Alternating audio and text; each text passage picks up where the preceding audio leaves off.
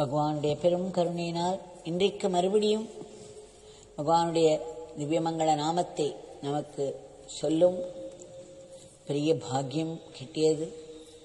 அதிகாலையில் 4 மணியிலிருந்து 5 மணி வரையிலும், பிறகு சத்சங்கம், மறுபடியும் ஆரத்தி, பூஜை, அதன் பிறகு 1 மணி நேரம் நாம சங்கீர்த்தனம். இது எல்லாம் இறைவனுடைய அருள் இல்லை என்றால் சாத்தியமே இல்லை. நிமிடத்துக்கு நிமிடம் ஒவ்வொரு செயலுக்கும் அவருடைய கருணை, அவருடைய அருள் தேவையாயிருக்கிறது. அதனால் அவருடைய நாமத்தை நாம் சொல்லிக்கொண்டே இருக்க வேண்டும்.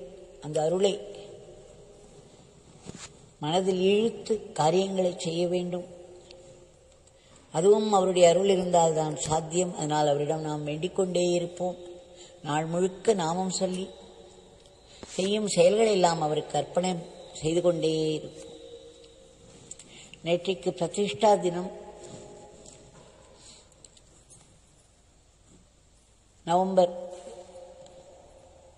டிசம்பர் 18ஆம் தேதி என்று 96 பகவான் எப்படி இந்த திவ்ய மங்கள மூர்த்தியை பிரதிஷ்டை செய்தார். அதாவது அதில் பிராணனை ஏற்றுதல், அவருடைய சக்தியை அதில் நிரப்பி அது எப்பொழுதும் நிரம்பிய வண்ணம் இருந்து கொண்டிருப்பதற்கு ஒரு பெரிய அருள் பாலித்தார். அவர் அந்த பிரதிஷ்டை பண்ணியது முற்றிலும் வேறுபாடாக இருந்தது.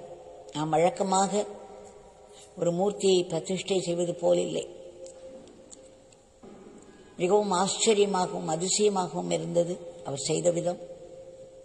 ஆனால் இன்றைக்கு இந்த பகவானுடைய மூர்த்தி எத்தனை பேர்களுடைய பிரார்த்தனைகளை எல்லாம் நிறைவேற்றிக் கொண்டிருக்கிறது, எத்தனை அதிசயங்களை அற்புதங்களை செய்து கொண்டே இருக்கிறது என்பது அவரிடம் என்று பிரார்த்தித்துக் கொள்பவர்களுக்குத்தான் தெரியும். அவரை தரிசனம் பண்ணுபவர்களுக்குத்தான் தெரியும். நேற்றைக்கு அதை சொல்வதற்கு வாய்ப்பில்லாமல் போய்விட்டது. அதனால் இன்றைக்கு சுருக்கமாக எப்படி பகவான் வழக்கத்திற்கு மாறாக பிரதிஷ்டை செய்தார் என்று சொல்கிறேன். இதற்கு முன்னால் இந்த ஆசிரமம் ஆரம்பிக்கும் பொழுது முதல் முறையாக திரு மணி அவர்களையும் திரு சுந்தரராமன் அவர்கள் பொறுப்பேற்று இந்த பிரதான் மந்திரை கட்டுவதற்கு முன்வந்த போது பகவான் மதியம் ஒரு 12 மணி அளவில் திரு சுந்தரராமன் என்ஜினியர் அவர்களை கூப்பிட்டு அந்த பிரதான் மந்திற்கான சில அளவுகளை எடுக்கச் சொன்னார். அப்பொழுது திரு சுந்தரராமன் அவர்கள் ஒரு கயிற்றை வைத்து முதல் மெஷர்மெண்ட்டை எடுத்தார். அவர் சொன்ன உடனே அவர் கையில் இருந்த கயிற்றை வாங்கிக் கொண்டு பகவான் அதை சுற்றி சுற்றி 2 சில வடங்களாக அதை சுற்றி கழுத்தில் மாலையாக போட்டுக்கொண்டு விட்டார். அது மட்டுமல்ல, இந்த பிரதான் மந்திரனுடைய முதல் சேவையாக அந்த பூமியை தோண்ட வேண்டும். அதற்கு முன்னால் சச்சிதானந்த சுவாமி அவர்கள் ஆனந்த ஆஷ்ரம் பூஜ்ய பிரிய சச்சிதானந்த சுவாமி அவர்கள் இங்கு பிப்ரவரியில் அடிக்கல் நாட்டு விழா நடத்துவதற்கு அருள் பாலித்தார். இருவரும் சேர்ந்து இருந்தது கண்கொள்ளா காட்சியாக இருந்தது எல்லோருக்கும். அதன் பிறகு அந்த வேலை ஆரம்பிப்பதற்கு போட்டோவில் கூட பார்த்திருக்கலாம். பகவான் முதலில் அந்த மண்வெட்டியை எடுத்து தோண்டினார். அதன் பிறகு பக்தர்கள் நாங்கள் எல்லோரும் ஒருவராக அதை சிறிதளவு தோண்டி மண்ணை எடுத்து போட்டோம். அப்பொழுது பகவான் ஒன்று செய்தார். அந்த அடிக்கல் இருக்கிறதே, இந்த ஃபவுண்டேஷன் ஸ்டோன், அதை எப்பொழுதும் எல்லாவற்றிலும் ஹிந்து ரிச்சுவல்ஸ் எல்லாவற்றிலும் இப்படி கிளாக் வைஸ் என்று சொல்வார்கள் அல்லவா, அப்படித்தான் நாம் பிரதட்சிணம் செய்வோம். அதாவது பகவானுடைய மூர்த்தியிலிருந்து ஆரம்பித்து நம்முடைய இடது கை பக்கமாக சுற்றி வந்து வலது கை பக்கத்தில் வந்து முடிப்போம். இதை கிளாக் வைஸ் என்று சொல்வார்கள். இதுதான் வழக்கத்தில். ஆனால் அன்றைக்கு பகவான் அப்பிரதட்சிணமாக சுற்றி வந்தார். அவர் அப்பிரதட்சிணமாக சுற்ற ஆரம்பித்தவுடன் நாங்களும் அவர் பின்னாலேயே சென்றோம். 3 முறை எல்லோரும் இந்த அடிக்கல்லை, இந்த ஃபவுண்டேஷன் ஸ்டோரை அப்பிரதட்சிணமாக சுற்றி வந்தோம். ஆனால் அப்பிரதட்சிணம் என்று அதை சொல்வதா? பகவானுக்கு தெரியாத விஷயம். மகான்கள் என்ன செய்தாலும் அதுதான் நமக்கு சத்தியம். அவர்களால் என்ன வேண்டுமானாலும் செய்ய முடியும். ஆதிசங்கர சிஷ்யர்கள் எல்லோரும் பார்த்து கொண்டிருக்கும் பொழுது ஒரு பாத்திரம் நிறைய அந்த கொதிக்கும் உலோக திரவத்தை எடுத்து குடித்தார் என்று சொல்வார்கள். அதே மாதிரி அவர்களால் எதையும் செய்ய முடியும், எதையும் ஜீரணிக்க முடியும், அதில் ஒரு பெரும் நன்மையை விளைவிக்க முடியும். ஆக அன்றைக்கே அவர் அப்பிரதட்சணமாக அதை சுற்றி வந்தார். அதை அப்பிரதட்சணம் என்று நாம் தான் நினைக்கிறோம். அவர் சுற்றி வந்ததே எப்பேற்பட்ட அருள். அதேபோல் பகவானுடைய மூர்த்தியை பிரதிஷ்டை செய்த விதமும் முற்றிலும் மாறுபட்டு இருந்தது. சாதாரணமாக முதலில் ஒரு பேஸ் போட்டு, அந்த ஃபவுண்டேஷன் என்று சொல்லுவோம் அல்லவா, ஒவ்வொரு கட்டிடமும் ஒரு ஃபவுண்டேஷன் போட்ட பிறகுதான் அது மேலே கட்டிடம் கட்டுவார்கள். அப்பொழுதுதான் அது நிரந்தரமாக நிற்கும். பகவான் ஒரு நாள் மாலை திடுமென்று டைனிங் ஹாலில் தரிசனம் கொடுத்துக் கொண்டிருந்த பொழுது எழுந்தார். வேகமாக நடந்து வந்தார். அந்த பழைய தரிசன ஹாலில் மூடி வைக்கப்பட்டிருந்த உலோக சிலை, பகவானுடைய உலோக சிலையை கொண்டு வரச் சொன்னார். அதற்கு சில மாதங்களுக்கு முன்பு திடுமென்று பிரதான் மந்திரியுடைய நடுவில் ஒரு குழி வெட்டச் சொல்லி அந்த குழியை பகவான் நாம நோட்புக்களால் நிரப்பி பிறகு அதை மூடச் சொன்னார். அது அப்படியே இருந்தது. பிறகு சில மாதங்களுக்கு பிறகுதான் பகவான் அந்த மூர்த்தியை கொண்டு வரச் சொல்லி அதை அந்த குழியின் மேல் வைத்தார். அதன் பிறகு பகவான் சொன்னார், அந்த சென்டர் என்று சொல்வார்கள் அல்லவா, அது கூட பகவான் நடத்தி சென்று அந்த சென்டரில் கால் வைத்து இதுதான் இந்த பிரதான் மந்திருக்கு நடுப்பகுதி, நடுப்புள்ளி என்று சொன்னார். பிறகு என்ஜினியர்களை எல்லாம் கூட்டு அதை அளந்த பொழுது கரெக்டாக அந்த புள்ளிதான் அந்த பிரதான் மந்திரி நடுப்புள்ளியாக எல்லோரும் இயக்கும் வண்ணம் அமைந்ததை பார்த்தோம். மகான்களுக்கு அவ்வளவு சுலபம். எந்த ஒரு விஷயமும் அவர்களுக்கு தெரியாததே கிடையாது. எதை தெரிந்து கொண்டால் எல்லாம் தெரிந்தவராகிறார்களோ அதை தெரிந்து கொண்டவர்கள் அந்த மகான்கள். அந்த பிரம்மத்தை, பரபிரம்மத்தை ஒன்றானவர்கள். அவர்களுக்கு தெரியாத விஷயமே கிடையாது. முன்பே அவர் ஒரு நியூக்ளியர் பிசிசிஸ்ட் வந்த பொழுது அவரிடம் அற்புதமான கேள்விகளை கேட்டவரை திணறடித்தவர். ஒரு இங்கிலீஷ் டிபார்ட்மெண்ட் ஹெட் வந்த பொழுது அவரிடம் ஆங்கிலத்தில் லிட்ரேச்சர் பற்றி பல கேள்விகளை கேட்டு அவரையும் திக்குமுக்காடி வைத்தவர் நம்முடைய பகவான். ஆக நமக்கு அவ்வப்பொழுது ஏதேனும் ஒரு அதிசயம் நிகழ்த்தி நம்மை வியப்பில் ஆழ வைப்பார். அன்றைக்கு பகவானுடைய மூர்த்தியை கொண்டு வந்து நடுவிலே வைத்த பிறகு அது எவ்வளவோ எடை, அதை தூக்கி வருவதற்கு அத்தனை பேர் தேவையாக இருந்தது. அதை வைத்த பிறகு அப்பொழுதே திரு கலாசாகரம் ராஜகோபால் அவர்கள் அங்கே இருந்தார்கள். அப்பொழுதைய ட்ரஸ்டியான திரு மணி அவர்கள் எல்லோரும் வியக்கும் வண்ணம் அந்த நிகழ்ச்சி நடந்தது. அப்பொழுது பகவான் சொன்னார், இந்த சிலைக்கு கீழே இப்பொழுது நாம் பேஸ் அமைக்க வேண்டும்.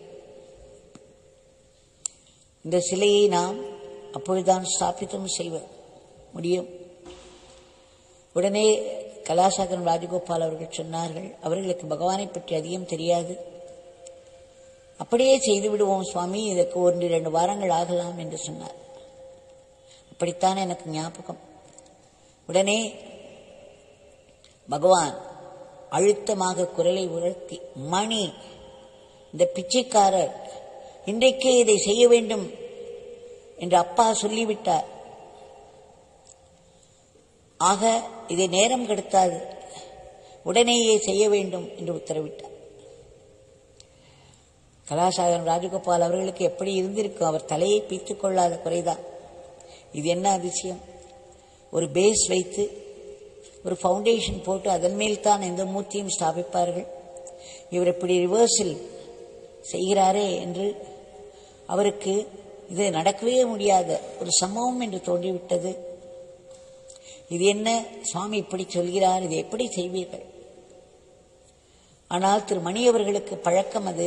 பகவான் விரும்பென்று எதையாவது சொல்வார், இத்தனை நாட்களுக்குள் இந்த கட்டிடத்தை முடிக்க வேண்டும் என்று சொல்வார். அந்த சமயத்தில் அது நடக்கவே முடியாத அசம்பவமாக இருக்கும். ஆனால் பகவான் வாயிலிருந்து அந்த வார்த்தை வந்ததினால் அது எப்பொழுதும் சத்தியம் என்பதால் விரைவிலேயே அதற்குரிய பொருட்கள் எல்லாம் கிட்டி அந்த காரியம் முடிந்துவிடும். இப்படி நிறைய நாங்கள் பார்த்திருக்கிறோம். செய்ய முடியாத ஒன்று பகவானுடைய வாயிலிருந்து வரவே வராது. அவர் வாயிலிருந்து வந்துவிட்டால் அது எந்த காலத்திற்கும் சத்தியம்தான். அது யாரும் மாற்றவே முடியாது. ஆக பகவான் இப்படி சொல்லிவிட்டார் என்றால் கண்டிப்பாக அந்த காரியம் நடந்து முடிந்துவிடும். அதற்கான முயற்சிகளை நாம் மேற்கொள்ள வேண்டும், அவ்வளவுதான். இதை உணர்ந்து திருமணி அவர்கள் செயல்பட ஆரம்பித்தார். இப்பொழுது பகவான் வைத்திருக்கும் இடத்துக்கு கீழே இந்த குழி, நாமா நோட்டுகள் நிறைந்த குழி ஒன்றுதான் இருக்கிறது. இப்பொழுது இந்த பகவானுடைய மூர்த்தி அவ்வளவு வெயிட், ஆஜானுபாகமாக இருக்கிறார் பகவான். அதை தாங்கும் அளவிற்கு அதன் கீழே ஒரு சிமெண்டில் ஃபவுண்டேஷன் போட வேண்டும்.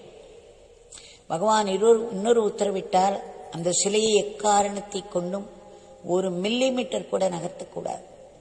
அந்த சிலையை அந்த இடத்தை விட்டு நகர்த்தாமல் அதன் கீழே அந்த ஃபவுண்டேஷன் போட வேண்டும் என்று நினைத்து பாருங்கள். ஆனால் அவையெல்லாம் உண்மையாக நடந்தது. அவர் வாயிலிருந்து வந்த ஒரே காரணத்தினால் அவையெல்லாம் சத்தியமாயிற்று. அதற்கான முயற்சியில் ஈடுபட்டவர்கள் எல்லோரும் பாக்கியம் செய்தவர்கள். அன்றைக்கு திருமணி அவர்கள் நிறைய யோசிக்க வேண்டியிருந்தது. பிறகு இந்த ஐ ஃபார்மில் இருக்கக்கூடிய இந்த கேர்டர் என்று சொல்வார்கள் என்று நினைக்கிறேன், அதை ரெயிலிங் என்றும் சொல்வார்கள் போலும், அதை வாங்கி வரச் செய்து அதை 42 இன்ச்சஸோ என்னமோ அதை 3 பாகமாக ஆக்கி பகவான் வைத்திருக்கும் அந்த ரெயிலிங்ஸை மாற்றாமல் இதை அதற்கு அடியிலேயே வைத்து பிறகு ஒரு 7 அடிக்கு 7 அடி ஒரு பெரிய குழியை வெட்ட ஆரம்பித்தார்கள். பிறகு அதை இரவு முழுக்க வேலை செய்து அதை சிமெண்டினால் நிரப்பி அந்த பேஸை அங்கு போட்டார்கள். காலையில் 7 மணிக்கு வந்தபொழுது அந்த இடம் அவ்வளவு நீட்டாக இருந்தது. இந்த வேலை நடந்ததா என்ற சந்தேகப்படும் அளவிற்கு அந்த இடம் இருந்தது. பிறகு 1 மணிக்கு பகவான் உள்ளே நுழைந்து பார்த்தார். அவ்வளவு பர்ஃபெக்டாக அந்த வேலை நடந்திருந்தது. ஆக சிலையை வைத்த பிறகு அதற்கு கீழே ஃபவுண்டேஷன் போடுவது என்பது எதற்காக பகவான் அப்படி செய்தார் என்று தெரியாது. ஆனால் பகவான் அப்படியெல்லாம் விளையாடுவது வழக்கம். ஒரு முறை ஒரு புத்தகம் வந்த பொழுது அந்த புத்தகத்தை, அதாவது சந்நிதி தெருவில் அந்த வராண்டாவில் நாங்கள் எல்லோரும் உட்கார்ந்து கொண்டிருந்தோம். ஒரு பக்தை அவர் எழுதிய புத்தகத்தை கொண்டு வந்திருந்தார். அந்த புத்தகத்தை படிக்க வேண்டும் என்று பகவான் சொல்லி முதலில் கடைசி சாப்டர், கடைசி அத்தியாயத்தை படிப்போம் என்று சொன்னார். எல்லோரும் புத்தகத்தை ஆரம்பத்திலிருந்து தான் படிப்பார்கள். ஆனால் பகவான் சொல்கிறார், அந்த கடைசி சாப்டரிலிருந்து படிப்போம். அதேபோல் நித்யானந்த கிரி கணேஸ்வரி நித்யானந்த சுவாமி அவர்களை பற்றி எழுதிய ஒரு புத்தகம் திரு பி.வி. ரவீந்திரன் எழுதியது. அது வந்த பொழுதும் இப்படித்தான் சொன்னார் பகவான், கடைசி அத்தியாயத்திலிருந்து ஆரம்பியுங்கள். அன்றைக்கு சன்னதி தெரு வீட்டில் பகவான் என்ன சொன்னார், அந்த கடைசி சாப்டர் படித்து முடித்த பிறகு the conclusion is made. Now we will begin from the beginning. முடிவு எடுத்தாயிற்று. நாம் முடிவை பார்த்துவிட்டு ஆரம்பத்திலிருந்து ஆரம்பிப்போம் என்று கூறினார்.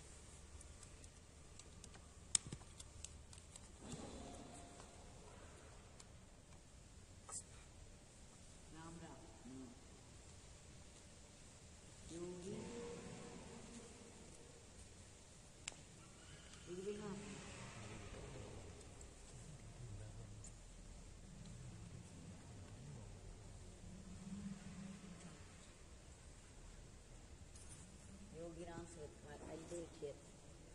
Just bring it here. This is enough. I can just talk straight.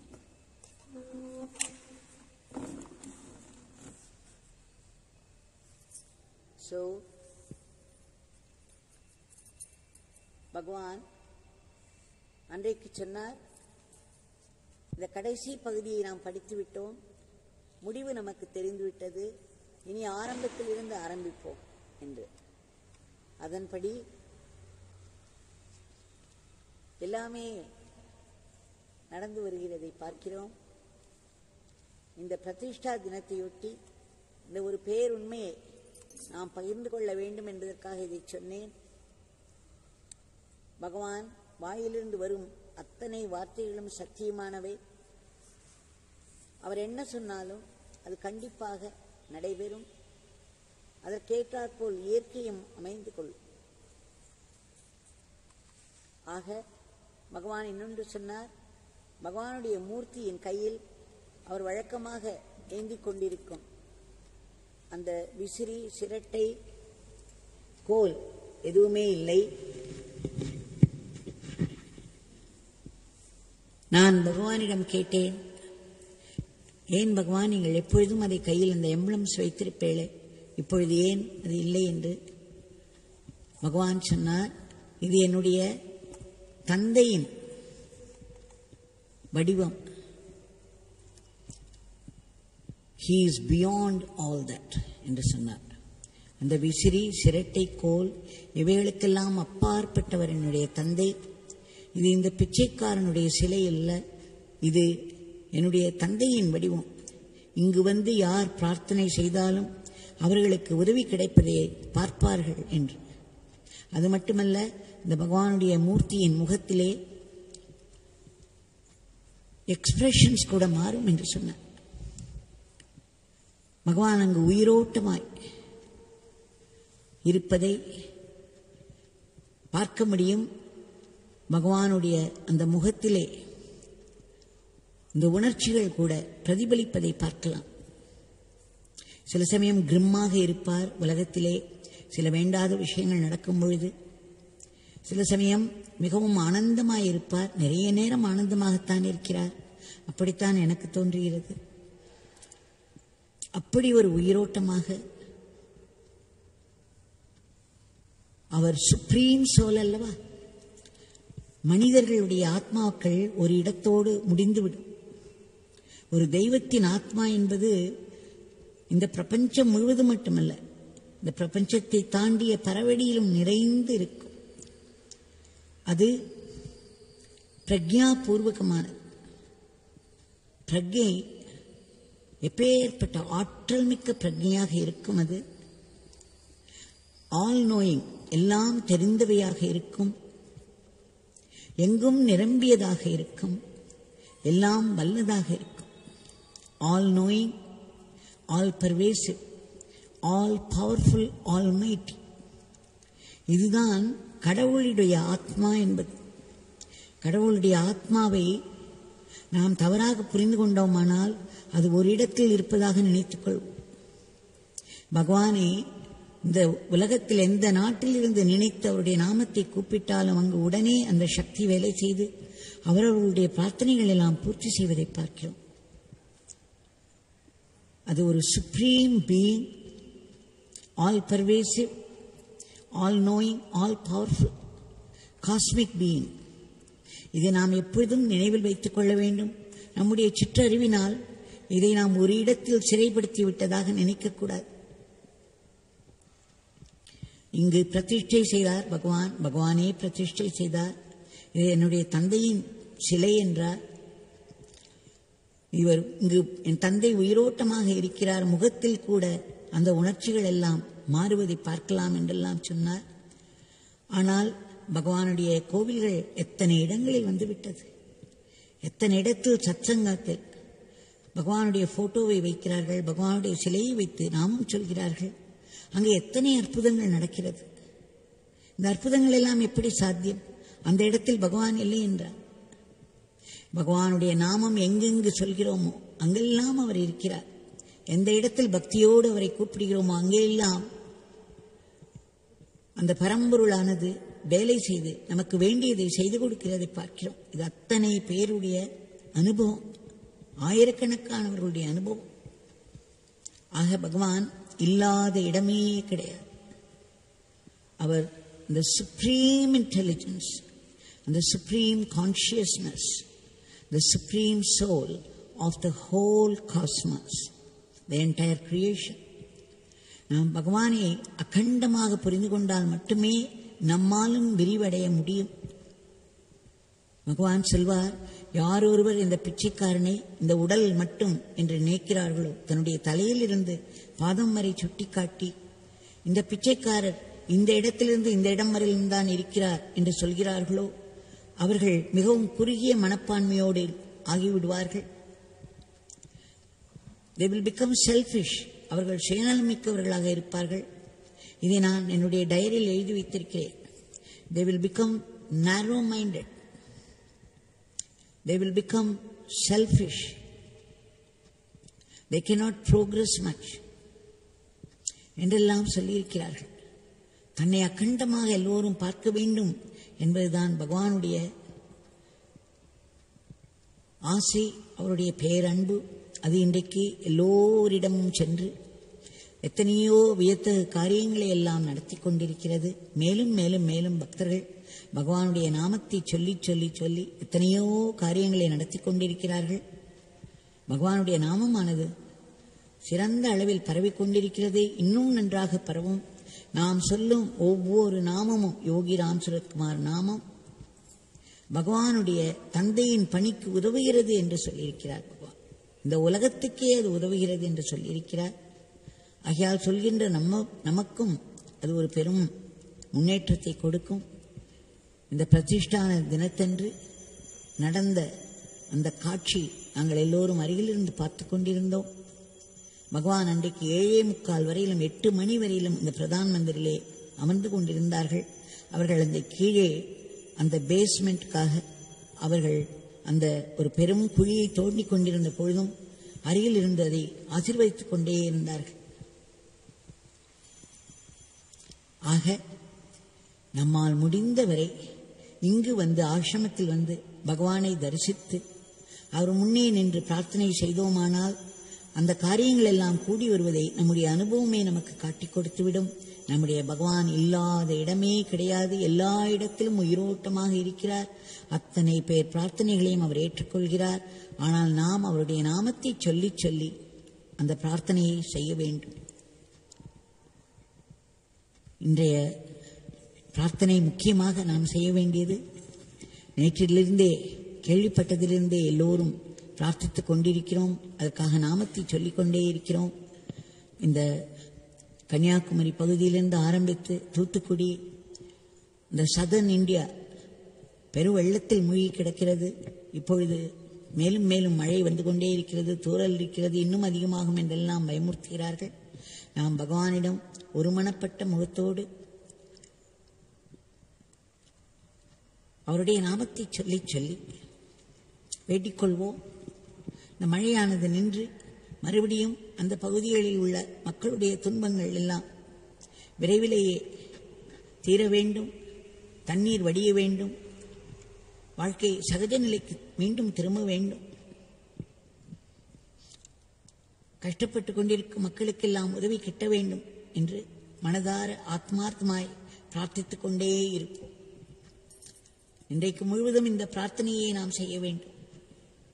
Jai Sri Ram Sadhguru.